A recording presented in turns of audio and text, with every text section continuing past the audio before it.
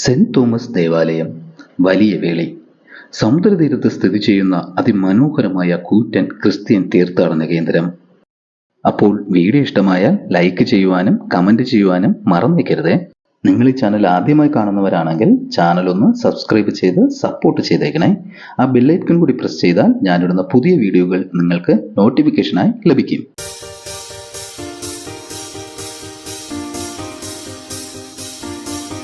European രാജ്യങ്ങളിലെ ദേവാലയങ്ങളോട് സാമ്യപ്പെടുത്താവുന്ന രീതിയിലാണ് ദേവാലയം നിർമ്മിച്ചിരിക്കുന്നത്.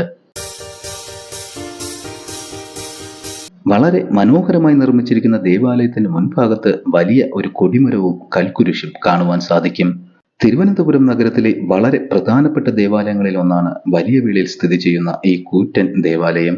ദേവാലയത്തിന്റെ മുറ്റമെല്ലാം മണൽ നിരത്തി മനോഹരമാക്കിയിട്ടുണ്ട്. വിശുദ്ധ തോമസ് ശ്ലീഹയുടെ നാമധേയത്തിൽ നിർമ്മിച്ചിരിക്കുന്ന ഈ ദേവാലയം 2009 നിർമ്മാണം ആരംഭിച്ചത്.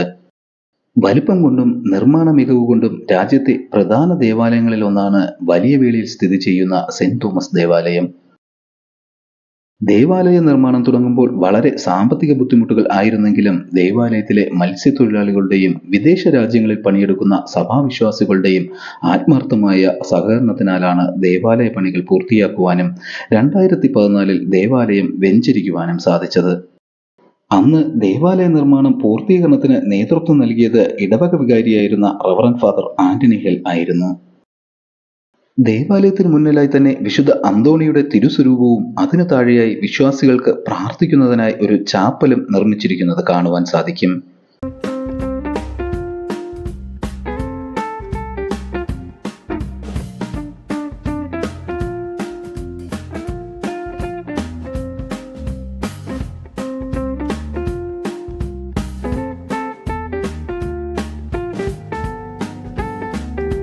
ചാപ്പലിനുള്ളിൽ കാണിക്ക വഞ്ചിയും വിശുദ്ധ അമ്മ മേരി ഉണ്ണിയേശുവുമായി നിൽക്കുന്ന തിരുസ്വരൂപവും നിർമ്മിച്ചിരിക്കുന്നത് കാണാം.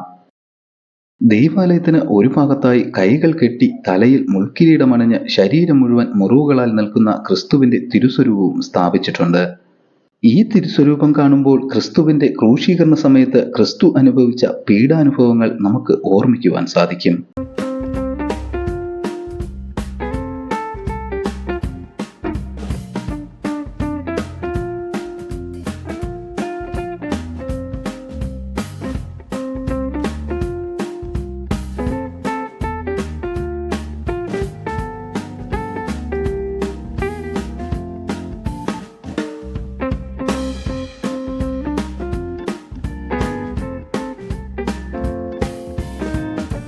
മാർബിളുകൾ പാകി മനോഹരമാക്കിയ ചവിട്ടുപടികളിലൂടെ ഞാൻ ദേവാലയത്തിനുള്ളിലേക്ക് നടന്നു.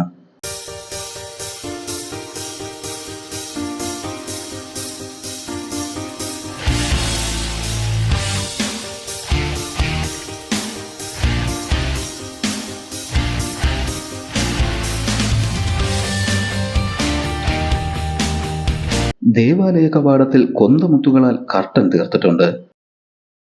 അത് മാറ്റി ഞാൻ അകത്ത് പ്രവേശിച്ചു. വളരെ വിശാലവും അതിമനോഹരവുമായ ഹാൾ, വളരെ നിശബ്ദവും തണുത്ത കാറ്റും. വിശ്വാസികൾക്ക് വേണ്ടി ഇരിപ്പിടങ്ങൾ തീർത്തിട്ടുണ്ട്.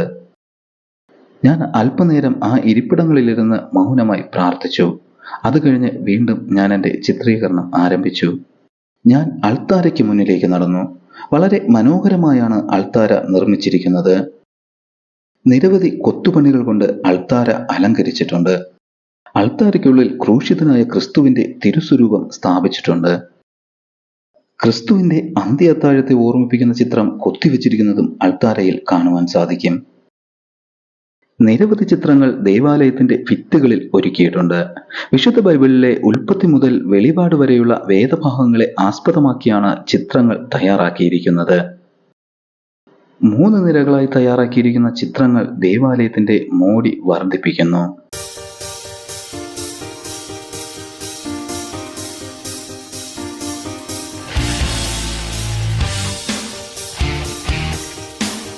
ദൈവത്തിന്റെ പ്രിയദാസനും ഗോത്രപിതാവുമായ അബ്രഹാം ദൈവത്തെ അനുസരിച്ച് തന്റെ ഏകപുത്രനായ ഇസഹാക്കിനെ യാഗം കഴിക്കുന്ന സമയം അബ്രഹാമിനെ തടയുന്ന ദൂതന്റെ ചിത്രവും കല്ലറയിൽ നിന്നും പുനരുദ്ധാനം ചെയ്ത് പുറത്തു വരുന്ന ക്രിസ്തുവിന്റെ ചിത്രവും ദേവാലയത്തിനകത്ത് സ്ഥാപിച്ചിരിക്കുന്നത് ദേവാലയത്തിന്റെ ഭംഗി വർദ്ധിപ്പിക്കുന്നു.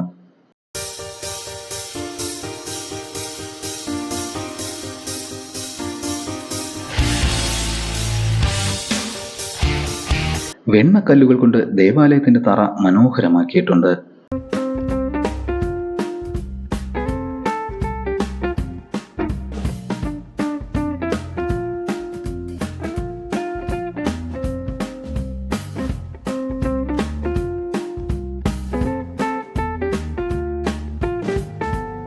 അൾത്താരയിൽ നിന്ന് നോക്കിയാൽ കാണുന്ന രീതിയിൽ ക്രിസ്തുവിന്റെ അന്ത്യ അത്താഴത്തിന്റെ ചിത്രം മട്ടുപ്പാവിൽ ഒരുക്കിയിരിക്കുന്നത് കാണുവാൻ സാധിക്കും.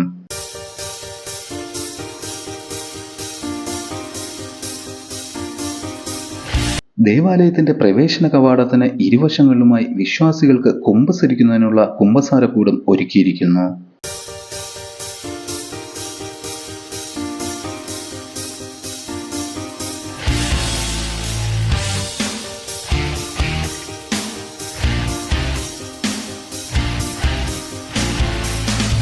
ദേവാലയത്തിന്റെ മട്ടുപ്പാവ് തടികളാൽ വളരെ വൃത്തിയോടെ പണി കഴിപ്പിച്ചിരിക്കുന്നു.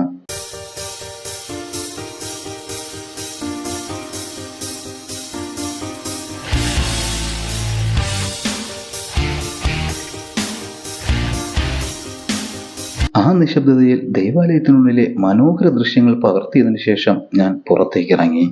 ദേവാലയത്തിന് പുറത്തേക്ക് വരുമ്പോൾ തന്നെ വിശുദ്ധ അന്തോണിയസ് പുണ്യാളന്റെ തിരുസ്വരൂപവും പീഡിതനായ ക്രിസ്തുവിന്റെ തിരുസ്വരൂപവും കാണുവാൻ സാധിക്കുമെന്നത് വളരെ മനോഹരമാണ്.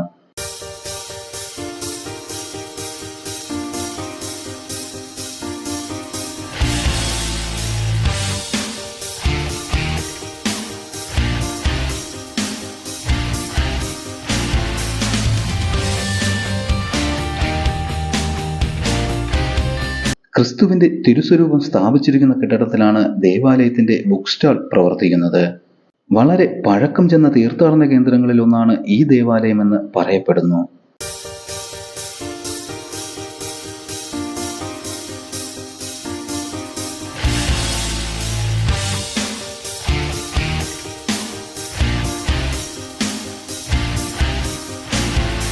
സെന്റ് തോമസിന്റെ നാമധേയത്തിലുള്ള ദേവാലയമാണ് ഇതെങ്കിലും വിശുദ്ധ അന്തോണിസിന്റെ പേരിലാണ് പെരുന്നാൾ നടത്തപ്പെടുന്നത്.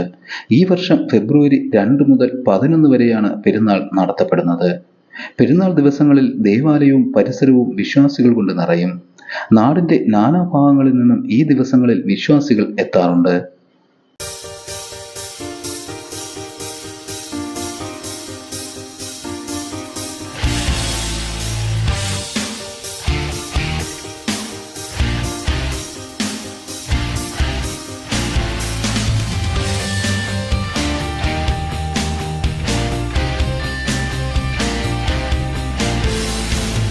ദേവാലയത്തിലെത്തുന്ന വിശ്വാസികൾക്കും വിനോദസഞ്ചാരികൾക്കും സമുദ്രത്തിന്റെ ഭംഗിയും ആസ്വദിക്കുവാൻ പറ്റും എന്നത് വളരെ വലിയ കാര്യം തന്നെയാണ്.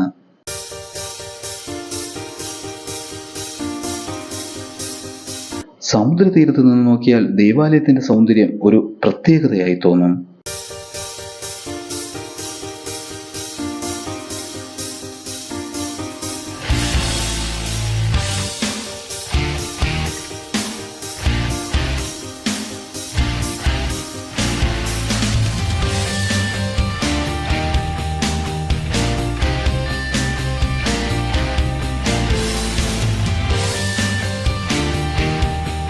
ഇത് ഇടവക സെമിത്തേരിയാണ്. ദേവാലയത്തിന്റെ പുറകിലായി സമുദ്രതീരത്തായാണ് സെമിത്തേരി നിർമ്മിച്ചിരിക്കുന്നത്.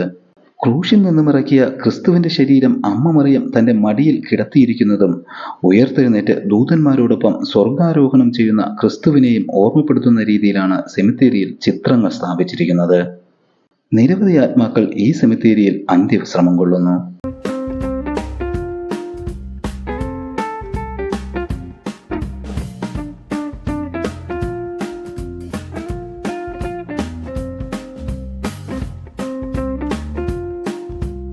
ലത്തീൻ സഭയുടെ കീഴിലായ ഈ ദേവാലയത്തിലെ പഴയകാല വിശ്വാസികൾ അപ്പോസ്തലനായ വിശുദ്ധ ബർത്തലോമിയിൽ നിന്നും സ്നാനം സ്വീകരിച്ചവരാണ് എന്നും പറയപ്പെടുന്നുണ്ട്.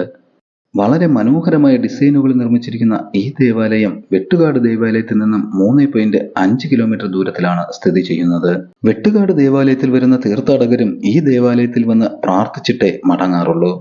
10 കിലോമീറ്ററിന് താഴെയാണ് തിരുവനന്തപുരത്തു നിന്നും വലിയവേളി സെന്റ് തോമസ് ദേവാലയത്തിലേക്കുള്ള ദൂരം. KSRTC എപ്പോഴും ഇവിടെ സർവീസ് നടത്തുന്നുണ്ട്. അതുകൊണ്ട് തന്നെ വിശ്വാസികൾക്കും വിനോദസഞ്ചാരികൾക്കും വാഹന സൗകര്യം എപ്പോഴും ലഭിക്കുന്നു.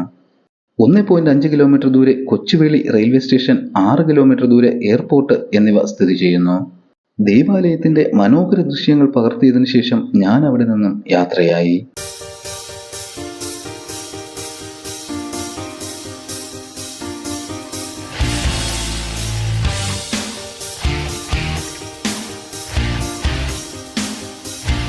വീഡിയോ ഇഷ്ടമായെങ്കിൽ ലൈക്ക് ചെയ്തേക്കണേ. നിങ്ങളുടെ അഭിപ്രായങ്ങൾ കമൻ്റായി രേഖപ്പെടുത്തണേ. പുതുതായി വീഡിയോ കാണുന്നവരാണെങ്കിൽ ചാനൽ ഒന്ന് സബ്സ്ക്രൈബ് ചെയ്ത് സപ്പോർട്ട് ചെയ്തേക്കണേ. ആ ബെല്ലൈക്കൺ കൂടി പ്രസ് ചെയ്താൽ ഞാനിടുന്ന പുതിയ വീഡിയോകൾ നിങ്ങൾക്ക് നോട്ടിഫിക്കേഷനായി ലഭിക്കും.